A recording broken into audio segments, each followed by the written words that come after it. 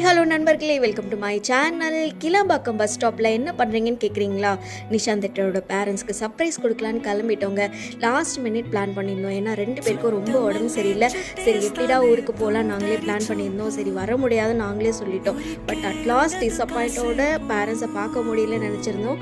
But எப்படி இருந்தாலும் போயே ஆகணும் அப்படின்னு சொல்லிட்டு லாஸ்ட் மினிட்ல நாங்கள் கிளாம்பாக்கம் பஸ் ஸ்டாப் போயிட்டு அங்கே கிடைச்ச பஸ்ஸில் ஏறிட்டோம். எல்லா பஸ்ஸும் ஒரே ஃபுல்லாக இருந்தது. ஃபெஸ்டிவல் ஹாலிடேனால வேறு வழியே இல்லை. கஷ்டப்பட்டு இது மாதிரி நார்மல் பஸ்ஸு போகணும்.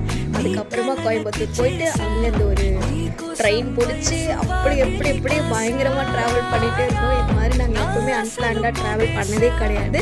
ஃபர்ஸ்ட் டைம் இவ்வளோ கஷ்டப்பட்டு போகிறேன்னா பேரண்ட்ஸ்க்கு வந்து சர்ப்ரைஸ் பண்ணுறதுக்காக தான். சரி இந்த ஜேர்னி ரொம்ப போரிங்காக டல்லாக இருந்துச்சு. சரி அப்படியே என்ஜாய் பண்ணிட்டு போயிட்டு இருந்தோம். சரி என்ன ஆச்சுன்னு பார்ப்போம். நாட்களே